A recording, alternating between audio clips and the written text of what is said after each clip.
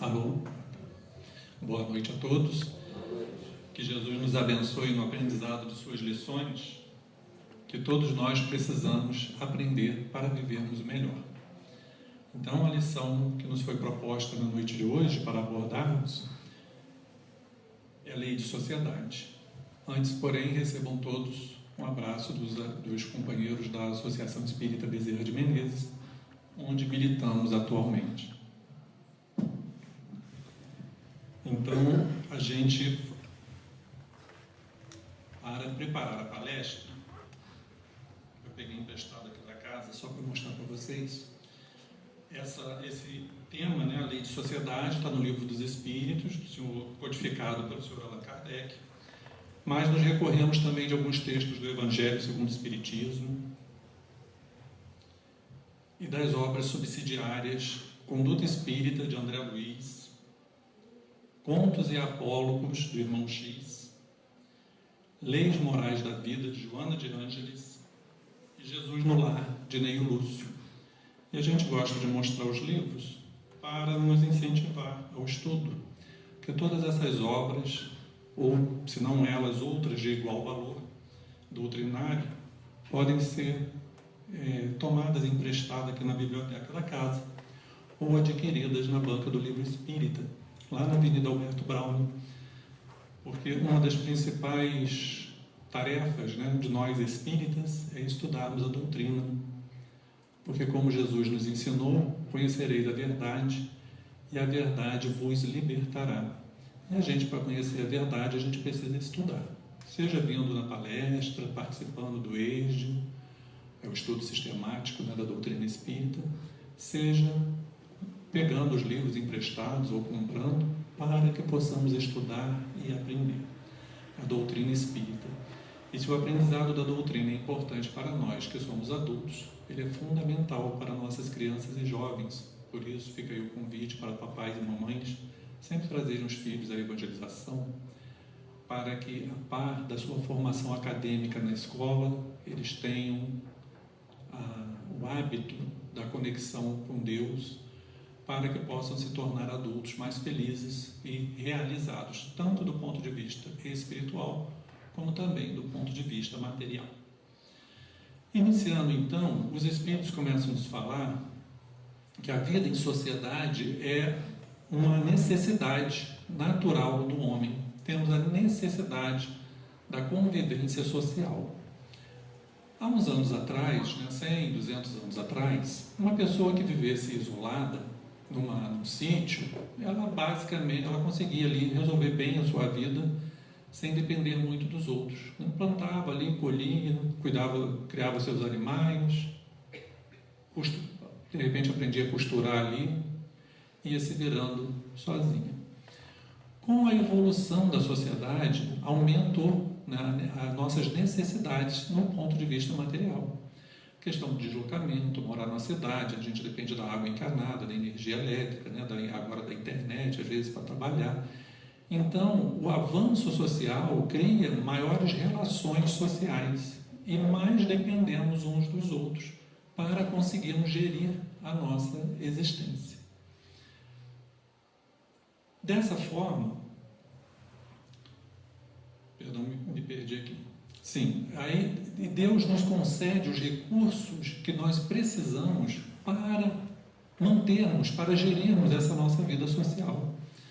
Dependemos uns dos outros, porque a gente, tanto do ponto de vista material, porque a gente não consegue produzir tudo aquilo que a gente consome, pelo contrário, hoje em dia a gente consegue produzir muito pouco daquilo que a gente consome, a gente depende muito do trabalho de outras pessoas para gerirmos a nossa existência.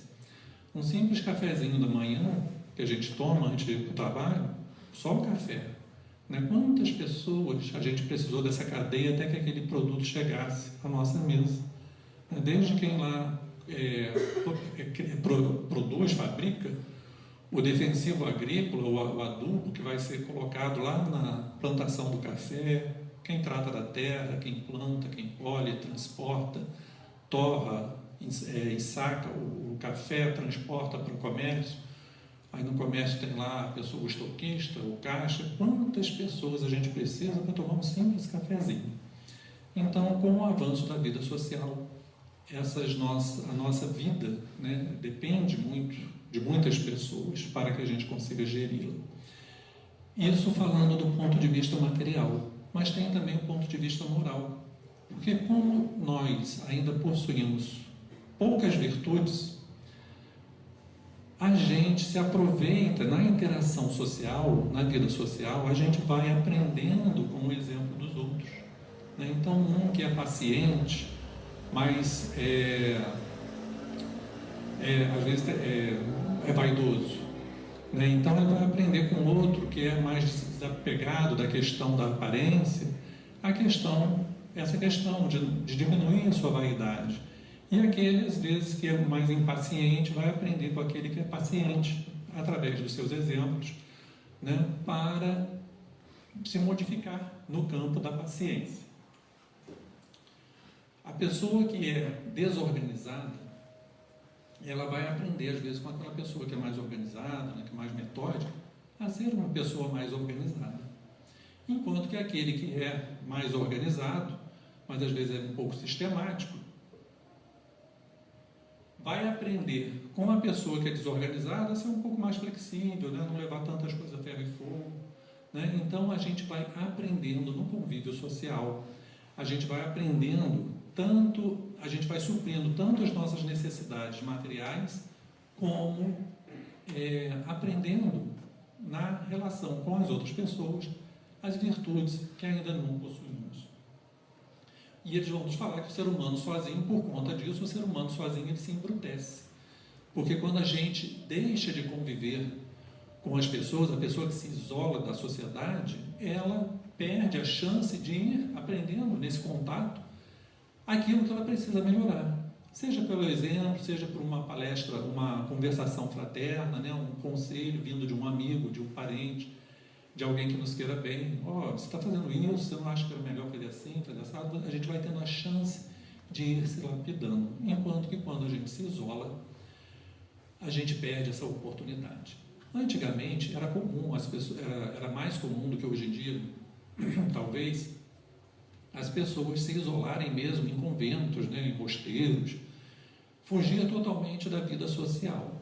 Hoje em dia, isso, pelo menos no nosso meio, é menos comum, a gente ouve falar menos, mas muitas das vezes a gente se isola do convívio social, mesmo morando dentro de uma cidade. Né? A gente evita o contato com as outras pessoas, a gente não quer ir na casa de fulano porque fulano é chato, a gente não quer ir na casa do Beltrano porque é assim, porque é assado, e a gente vai se isolando socialmente. E isso também vai dificultar a nossa caminhada.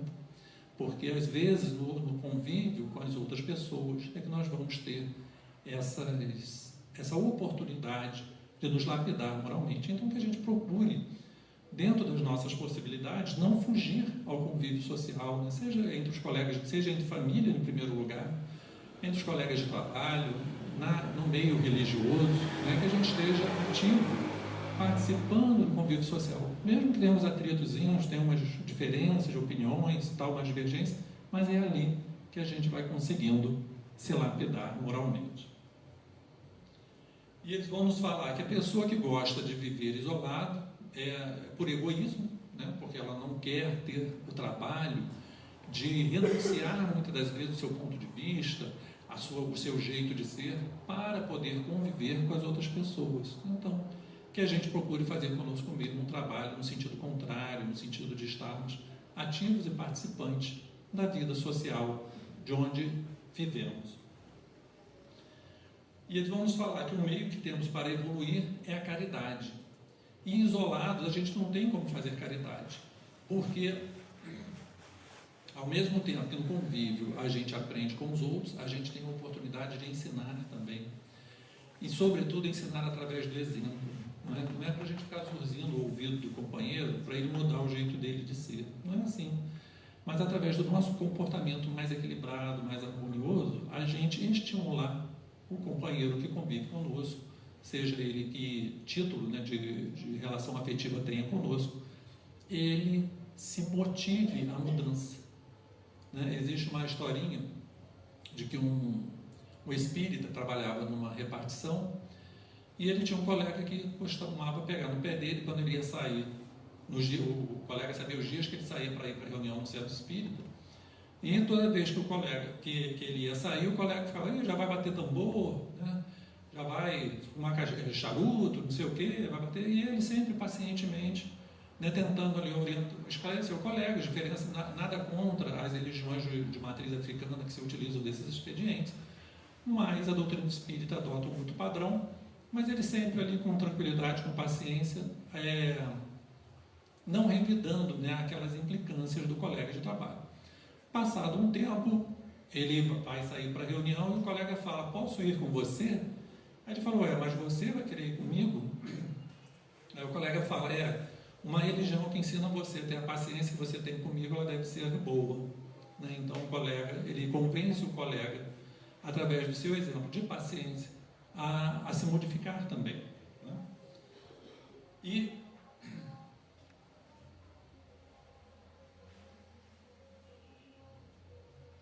Então é através do convívio social que a gente consegue aperfeiçoar os nossos sentimentos e a nossa renovação mental mesmo, espiritual.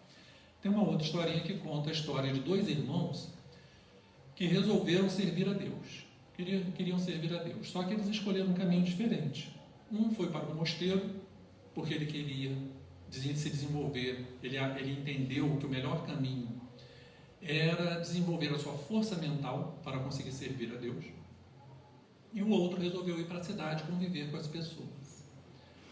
Passado um tempo, aquele que foi para o mosteiro descobriu, né, aprendeu que através da força mental ele conseguia manter um punhado de neve congelada em sua mão, mesmo que estivesse fora de um ambiente frio, né? Através da força mental ele conseguia manter aquela neve congelada em sua mão. Com saudades do irmão que havia ido para a cidade, ele pensou consigo: vou botar um punhado de neve na minha mão e vou procurar meu irmão. Enquanto a neve estiver geladinha aqui, eu sei que eu estou equilibrado mentalmente. Se ela derreter, eu volto para o mosteiro. Muito bem, lá foi ele para a cidade, anda para aqui, anda para ali, até que ele vê umas pessoas, né, um grupo, numa casa, e ele se dirige para lá para ver se encontrava o irmão. Ao chegar lá, ele percebe que o irmão estava tratando a perna de uma moça que havia se ferido na perna e ele estava cuidando. Ao entrar no ambiente e ver a perna da moça, a neve derrete em sua mão. Então essa história nos traz essa informação de que a gente vai se desenvolver melhor, é mais fácil a gente se desenvolver emocionalmente, mentalmente, através do convívio com o nosso próximo, do que nos isolando dessa convivência. Joana de Ângeles, nesse livro que a gente mostrou, Leis Morais da Vida, no capítulo 31, ela nos ensina que negar o mundo do conceito evangélico não significa abandoná-lo. Antes, criar condições novas a fim de modificar as estruturas negativas e egoísticas, engendrando recursos que o transformem em reduto de esperança, de paz, perfeito símile do reino dos céus a que se reportava Jesus. Então, a gente negar o mundo não é a gente abandonar o mundo. Assim como no ensinamento evangélico de negar a família, não é abandonar a família.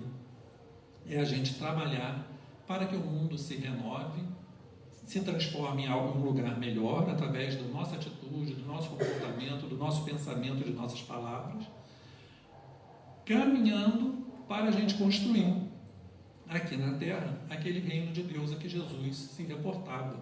Porque Jesus falava que o meu reino ainda não é daqui. Ou seja, um dia será. Depende da gente querer construí-lo. Então, que negar o mundo é a gente trabalhar no mundo, é a gente negar a gente não se conformar, não ser conivente com os enganos do mundo, né, com os erros do mundo. A gente procurar agir melhor para que ele se transforme num lugar melhor. Aqueles que... aí Kardec vai perguntar aos espíritos: mas e aquelas pessoas que fogem dos prazeres do mundo para se dedicar ao próximo? elas também estão equivocadas? E os espíritos vão nos falar que não, né? Esses possuem duplo mérito por se colocarem acima dos prazeres materiais e de fazerem o bem pelo cumprimento da lei do trabalho.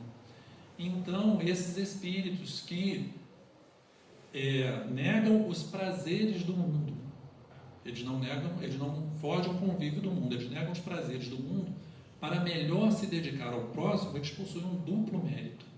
E quando a gente fala prazeres do mundo, necessariamente a gente não está se reportando aos vícios ou aos equívocos da humanidade. Mas esses grandes espíritos que vêm para se dedicar à humanidade, eles muitas vezes negam-se a si mesmos o prazer de ter uma família deles, né, a família nuclear, de formar a família nuclear, de se dedicar a um trabalho profissional que eles percebem em si uma tendência, uma vocação. Negar, às vezes, o estudo, né, de uma determinada área do conhecimento que eles gostariam de estudar. E muitas vezes esses espíritos negam-se esses prazeres para melhor poder servir a humanidade. Certamente estamos falando aqui de grandes espíritos que vêm para ajudar a toda a humanidade, como Irmã Dulce, Madre Teresa de Calcutá, Chico Xavier, Divaldo Pereira Franco, e muitos outros certamente tem por aí que a gente desconhece. Mas esses espíritos, para chegar a essa capacidade de se doar à humanidade, já passaram pelo processo familiar, bem-sucedidos. Já foram bem-sucedidos no seu processo familiar de convívio com um pequeno grupo. Porque nos dizem os espíritos também que nenhum de nós vai ser capaz de servir a 500 ou 1000 pessoas fora da nossa casa, enquanto não aprendemos a cuidar de 2 ou 3 que convivem conosco. Porque se o convívio familiar às vezes nos parece difícil, insuportável, conviver assim para o mundo também não é fácil, né? Todo o processo de ingratidão, de perseguição, de desentendimento que a gente passa em menor escala, às vezes, dentro do nosso lar, quando vamos para o mundo, vamos passar por muito mais situações desagradáveis também, que teremos que suportar com grandeza para cumprirmos bem a nossa missão. Então a gente começa treinando dentro de casa. Enquanto a gente não conseguir dentro do lar ter amor, ter compreensão, perdão com 2 ou 3 que convivem ali conosco, não vamos estar habilitados para servir 500 ou 1000 pessoas fora da nossa casa. E Joana de Ângeles novamente nos diz o seguinte: viver o Cristo é também conviver com o próximo, aceitando-o conforme suas imperfeições, sem constituir-lhe fiscal ou pretender corrigi-lo, antes acompanhando-o com bondade, inspirando-o ao despertamento e à mudança de conduta de modo próprio. Ou seja, não temos que ficar enchendo os ouvidos do nosso próximo que ele tem que mudar, que ele tem que ser assim, que ele tem que ser assado, até porque pode acontecer do equivocado sermos nós, estamos com um ponto de vista ali errado, né? Mas através do nosso exemplo, da nossa conduta diária, sempre procurando pautar a nossa conduta através do Evangelho, vamos motivá-lo a se modificar, como na historinha lá dos 2 companheiros de trabalho, né? E assim no trabalho, em qualquer outro lugar, a gente vai incentivar a pessoa a se modificar para melhor. E para que a gente incentive o outro a ser melhor, precisamos nós sermos melhores, nos fazermos melhores cada dia, sem autoflagelação moral, sem drama de consciência, porque eu ainda cometo esse erro, aquele erro. A gente sempre procurando se esforçar para nos melhorar, aceitando-nos como somos ainda, sem passar a mão na nossa cabeça. Eu preciso melhorar, isso aqui eu ainda faço de errado, eu preciso me modificar. E o meio mais eficiente para a gente conseguir se melhorar é através do autoconhecimento, como nos ensina Santo Agostinho no Evangelho, que ele toda noite, ele dá ali um meio prático da gente evoluir, né?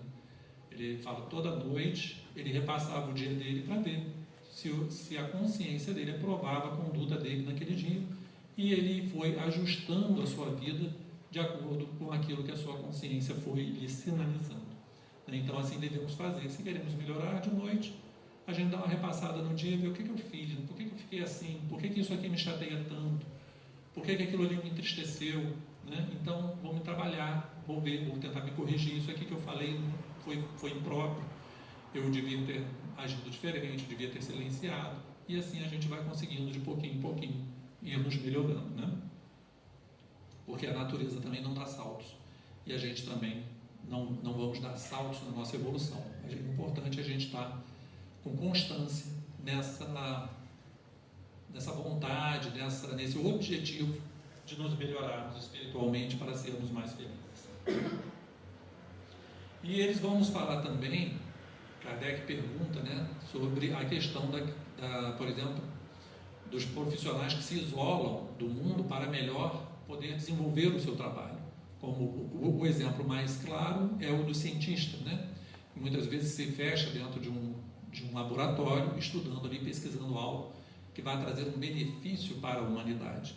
Mas os espíritos vão nos explicar que esses profissionais, apesar de se isolarem do mundo, continuam trabalhando para o mundo. Então não é um isolamento egoístico, eles não se isolam para pensar só em si, eles se isolam para melhor poder servir ao mundo. E acreditamos que esteja no mesmo rol também os compositores, os escritores, né, os pintores, que às vezes precisam de algum isolamento para realizar a sua atividade, para servir à humanidade com o seu intelecto, com a sua sensibilidade, com a sua emoção. Então essas pessoas estão trabalhando para o mundo, portanto não estão se isolando egoisticamente. E do mesmo modo que o isolamento, o voto de silêncio, que antigamente era, também pelo que a gente ouve falar, era mais comum, de mosteiros mais ali rígidos, né, conventos, em que as pessoas faziam voto de silêncio, então não podia nem se falar, né? Então eles falam também que isso é uma tolice, né, porque a pessoa está se privando de dois meios importantes da sua evolução espiritual, que é a convivência com o próximo e a fala, a conversa, né? Poder ouvir o seu próximo, poder dar um conselho, poder cantar uma música, algo que vai levar alegria para o seu próximo. Então, que a gente deve se utilizar desses recursos que Deus nos dá, da fala, das mãos, do ouvido, da visão, sempre para fazermos o bem, sempre buscando o melhor, sempre buscando ajudar as pessoas. Aí poderíamos pensar, Marcos, mas hoje ninguém faz voto de silêncio, né? Isso era coisa do passado. Às vezes a gente não faz o voto de silêncio, mas a gente se isola da conversa fraterna, né? A gente foge da conversa fraterna. E os Espíritos nos falam em outra lição que a perda do gosto da conversa em casa é mau sinal. Né? É sinal de que está havendo ali um afastamento das pessoas que moram naquela mesma casa. Então que a gente cultive o hábito de conversar com as pessoas que convivem conosco, né? Perguntar como foi o dia, como é que está se sentindo, né? O que pretende fazer aquele dia, para estabelecer ali um processo de conversa, de interação que gere esse calor humano, esse contato humano. Hoje em dia, por conta das redes sociais, muitas das vezes a gente conversa com quem está longe, através de um aparelho, e não conversa com quem está do nosso lado, né? Então que a gente fique atento a isso, a gente não perder esse gosto de conversar com a pessoa que está conosco, que está do nosso lado, porque a conversa através do aparelho eletrônico, apesar de ser uma ferramenta de estudo, de trabalho, de interação magnífico, ele não deve impedir a nossa convivência pessoal. Porque quando a gente assim faz, a gente acaba entrando num processo de tédio, né, de frieza, porque não tem o calor humano através da máquina, né, na conversa através da máquina. E isso acaba deteriorando a gente emocionalmente. A gente pode entrar num processo de tédio, de depressão, e às vezes não sabe nem por quê. É porque perdeu o gosto de conversar, de estar presente com as pessoas, de abraçar, de conviver, né? Então que a gente tome esse cuidado na nossa conduta.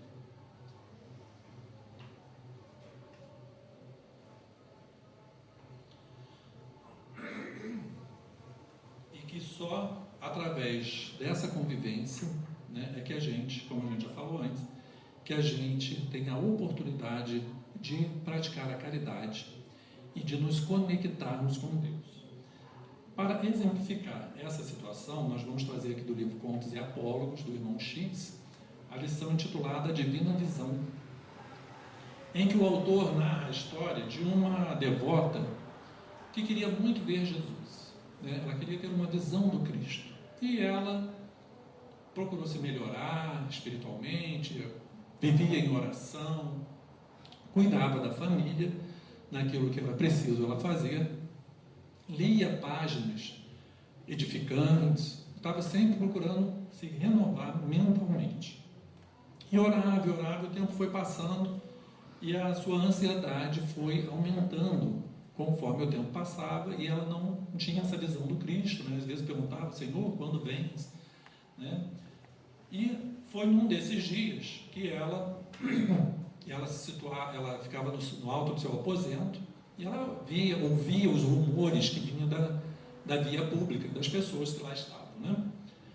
Então, num desses dias em que ela estava lá em oração, aconteceu o seguinte: certa manhã ensolarada, sopitando a emoção, viu que um ponto luminoso se formara no espaço, crescendo, até que se transformou na excelsa figura do benfeitor eterno. O inesquecível amado como que lhe vinha ao encontro. Que preciosa mercê lhe faria o Salvador? Arrebatá-la-ia ao paraíso? Enriquecê-la-ia com milagres de santas revelações? Estática, balbuciando com movedora súplica, reparou, no entanto, que o mestre passou junto dela, como se ele não percebesse a presença. Entre o desapontamento e a admiração, viu que Jesus parara mais adiante, na intimidade, com os pedestres distraídos. Incontinente, contendo a custo o coração no peito, desceu até a rua, e deslumbrada, abeirou-se dele e rogou genuflexa: Senhor, digna-te receber-me por escrava fiel, mostra-me a tua vontade, manda e obedecerei.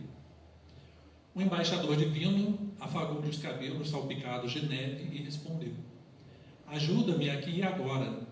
Passará dentro de pouco o pobre menino recém-nascido. Não tem pai que o ame na terra e nem lar que o reconforte. Na aparência é um rebento infeliz de apagada mulher. Entretanto, é valioso trabalhador do reino de Deus, cujo futuro nos cabe prevenir.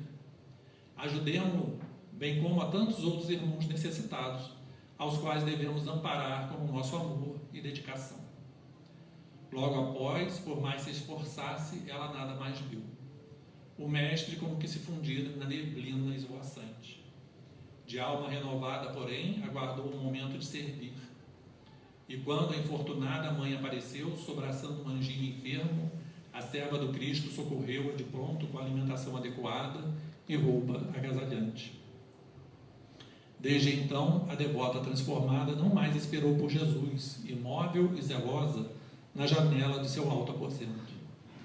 Depois de prece curta, descer para o trabalho a multidão desconhecida, na execução de tarefas aparentemente sem importância, fosse para lavar a ferida de um transeunte, para socorrer uma criancinha doente, ou para levar uma palavra de ânimo ou consolo.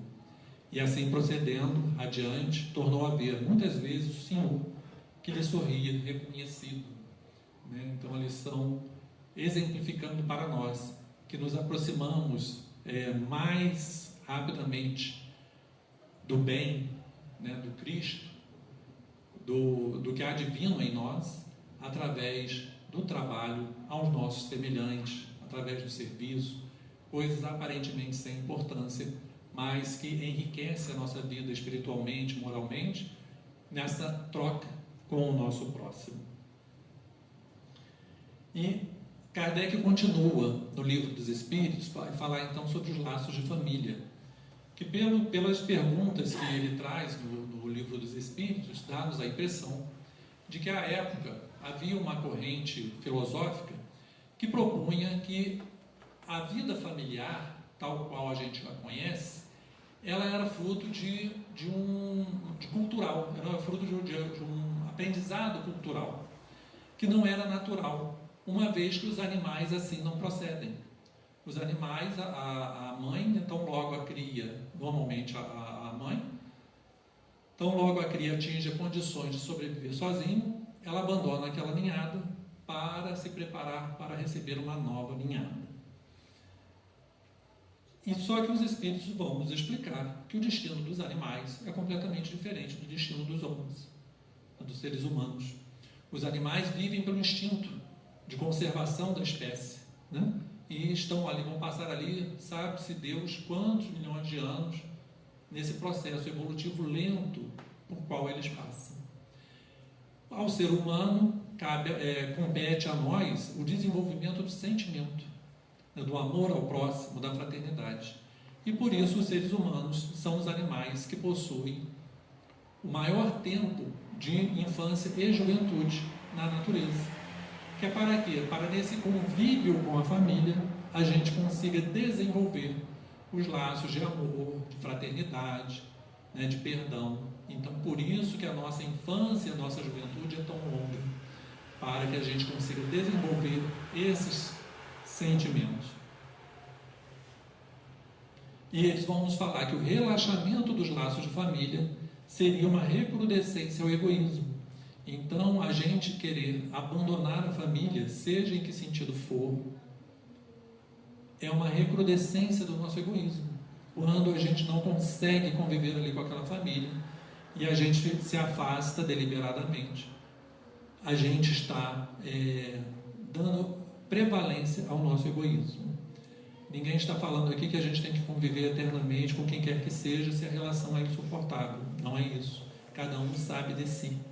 Sabe até onde vai sua resistência moral para conseguir conviver de forma equilibrada com as pessoas que estão dentro da nossa casa.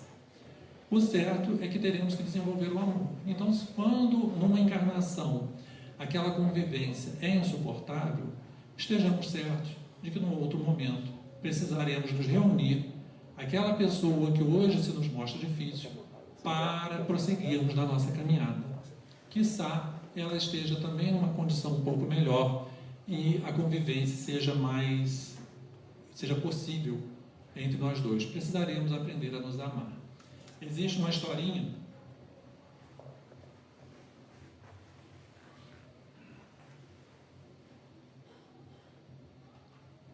que, se não me engano, é Humberto de Campos que nos conta, de uma mulher que suportou o marido até a desencarnação.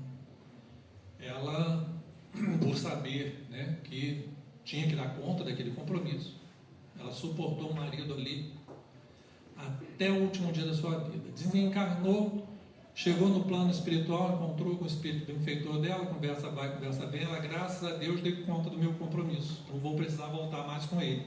Não é verdade? Ao que o mentor espiritual lhe fala, você aprendeu a suportá-lo, na próxima encarnação você vai precisar aprender a amá-lo. Então, o amor, a capacidade de nos amarmos, precisaremos aprender a amar a toda a humanidade, vai permear todas as nossas relações, essa necessidade do aprendizado. Cada um sabe até onde vai a sua resistência para aguentar nesta encarnação o relacionamento que seja. Nós estamos aqui preconizando a indissolubilidade do casamento, por exemplo, que os espíritos nos dizem ser uma lei humana muito contrária à lei de Deus.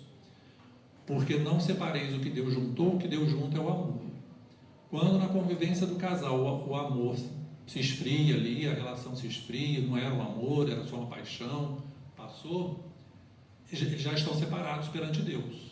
A separação, de fato, é só a consumação de uma condição humana, da nossa vida humana.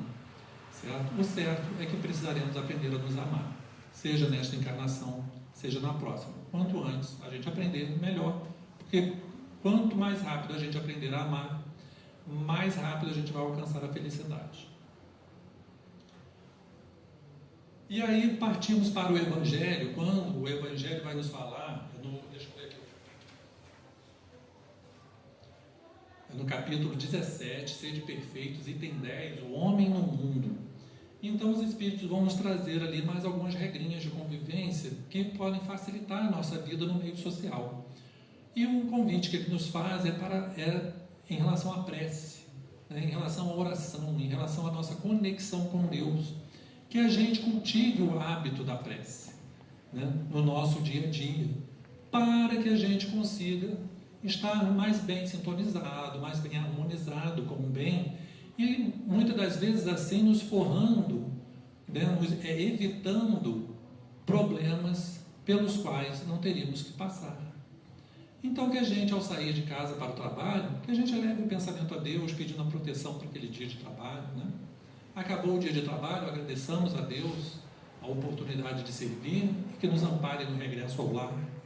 Chegamos em casa, agradeçamos ao lar que temos a Deus, fazemos uma refeição, agradeçamos a oportunidade do alimento, né, a bênção do alimento.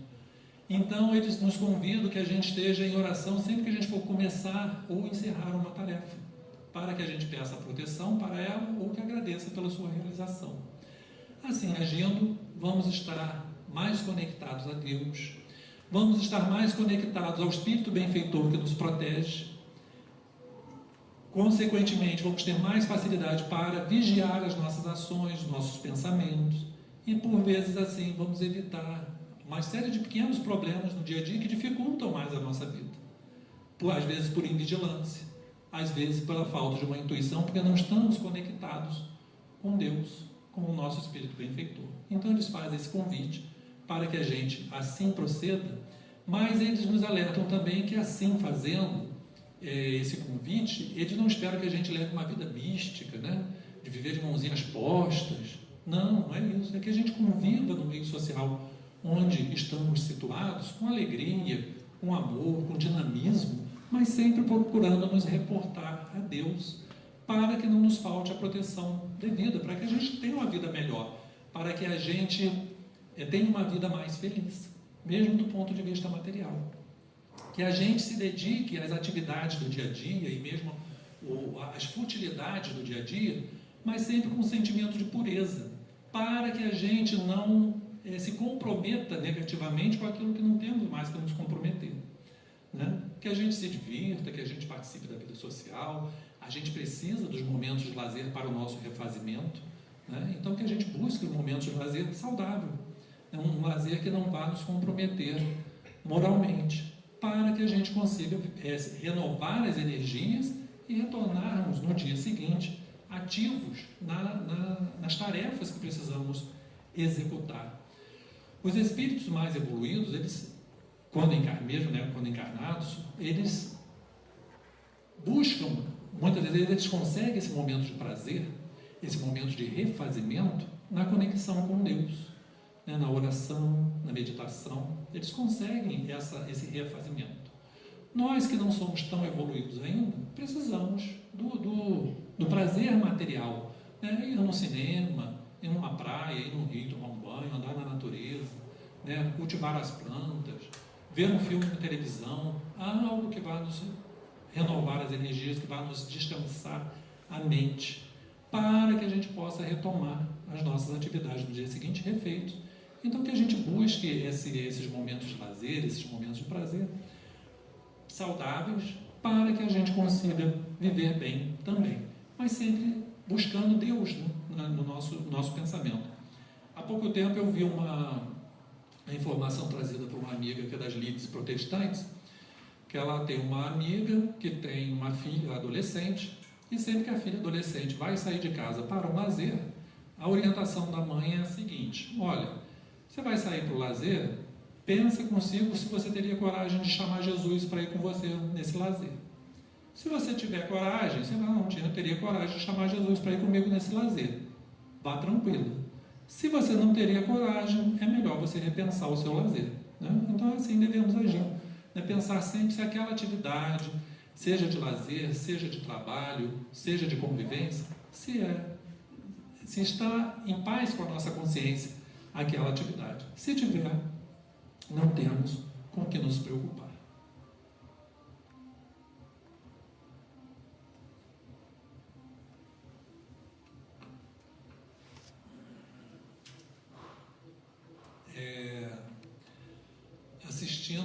Há pouco tempo assisti um documentário intitulado Quando Sinto Saudades do Chico, que é um tributo feito por alguns amigos à figura do Chico Xavier, né?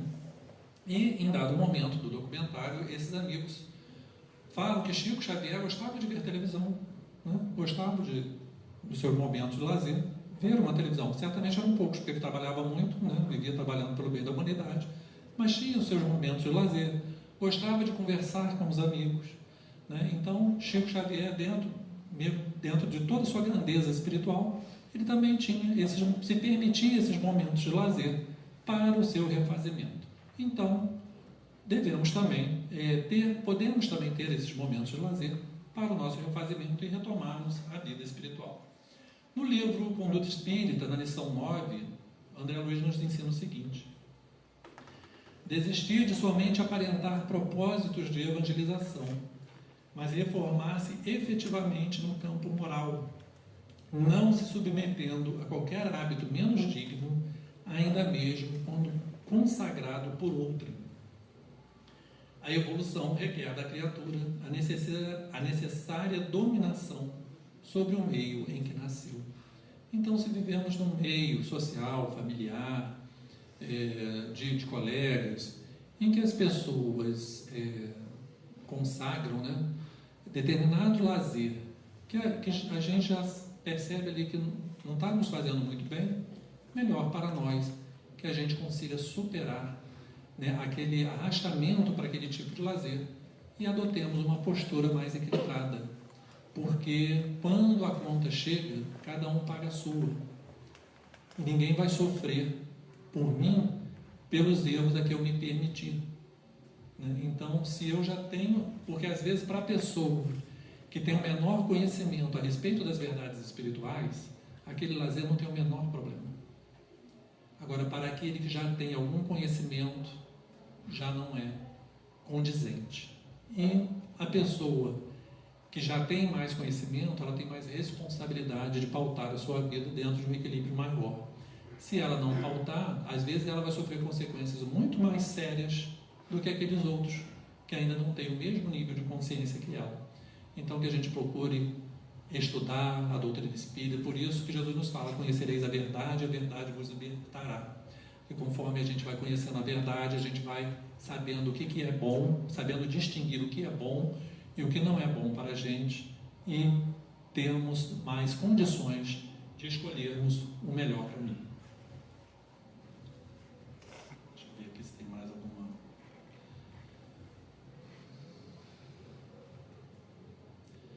Terminando a lição do Evangelho, os Espíritos nos ensinam o seguinte: sede felizes segundo as necessidades da humanidade, mas que na vossa felicidade nunca entre um pensamento ou um ato que o possa ofender ou fazer que se velhe o semblante dos que vos amam e dirigem.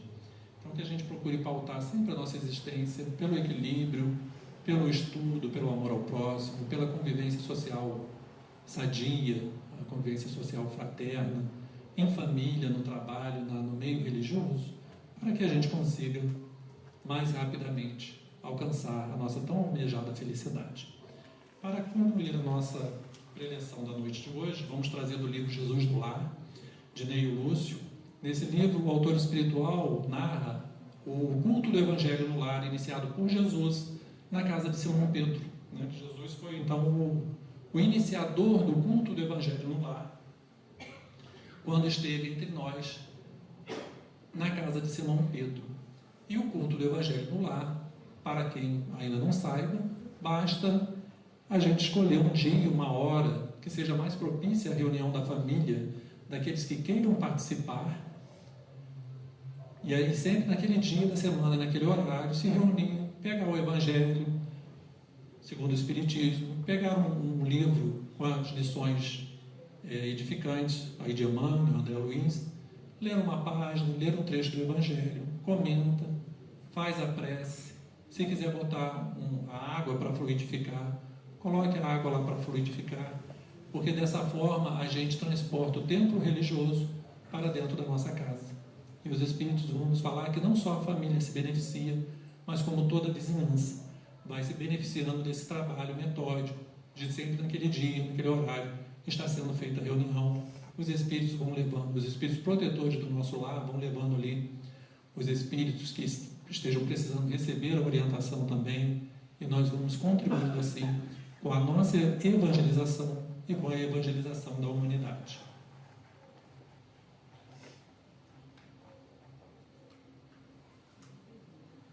Na lição 26, o autor intitula O Valor do Serviço e nos relata o seguinte: Filipe, velho pescador de Cafarnaum, enlevado com as explanações de Jesus sobre o texto de Isaías, passou a comentar a diferença entre os justos e injustos, de maneira a destacar o valor da santidade na terra.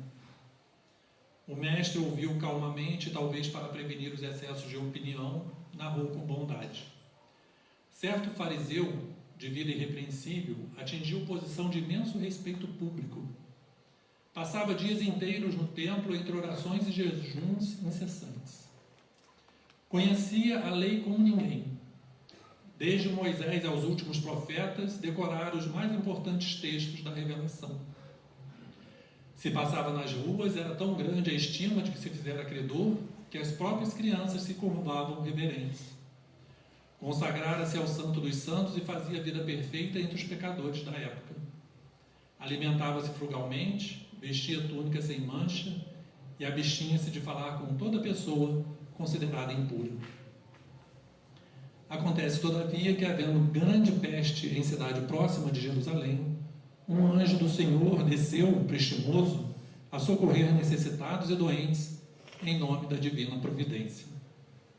Necessitava, porém, de mãos diligentes de um homem, por meio das quais pudesse trabalhar apressado em benefício de enfermos e sofredores. Lembrou-se de recorrer ao santo fariseu, conhecido na corte celeste por seus reiterados votos de perfeição espiritual. Mas o devoto se achava tão profundamente mergulhado em suas contemplações de pureza que não lhe sobrava o mínimo espaço interior para entender qualquer pensamento de socorro às vítimas da epidemia. Como cooperar com o emissário divino nesse setor se evitava o menor contato com o mundo vulgar, classificado em sua mente como vale de imundície? O anjo insistia no chamamento, contudo, a peste era exigente e não admitia delongas. O mensageiro afastou-se e recorreu a outras pessoas amantes da lei. Nenhuma, entretanto, se julgava habilitada a contribuir. Ninguém desejava arriscar-se. Instado pelas reclamações do serviço, o enviado de cima encontrou o antigo criminoso que mantinha o propósito de regenerar-se. Por meio dos fios invisíveis do pensamento, convidou-o a segui-lo. O velho ladrão, sinceramente transformado, não hesitou. Obedeceu ao doce constrangimento e voltou-se sem demora, com a espontaneidade da cooperação robusta e legítima, ao ministério do socorro e da salvação. Enterrou cadáveres insepultos, improvisou remédios adequados à situação, semeou o bom ânimo, aliviou os aflitos, renovou a coragem dos enfermos, libertou inúmeras criancinhas ameaçadas pelo mal, criou serviços de consolação e esperança e, com isso, conquistou sólidas amizades no céu, adiantando-se de surpreendente maneira no caminho do paraíso. Os presentes registraram a pequena história entre a admiração e o desapontamento, e porque ninguém interferisse, o Senhor comentou em seguida, a longo intervalo: a virtude é sempre grande e venerável, mas não há de cristalizar-se à maneira de joia rara sem proveito. Se o amor cobre a multidão dos pecados, o serviço santificante que nele se inspira pode dar aos pecadores convertidos ao bem a companhia dos anjos, antes que os justos ociosos possam desfrutar o celeste convívio. E reparando que os ouvintes se retraíam num grande silêncio, o Senhor encerrou o culto doméstico da Boa Nova, a fim de que o repouso trouxesse aos companheiros multiplicadas bênçãos de paz e meditação sob o firmamento pontilhado de luz. Muita paz para todos.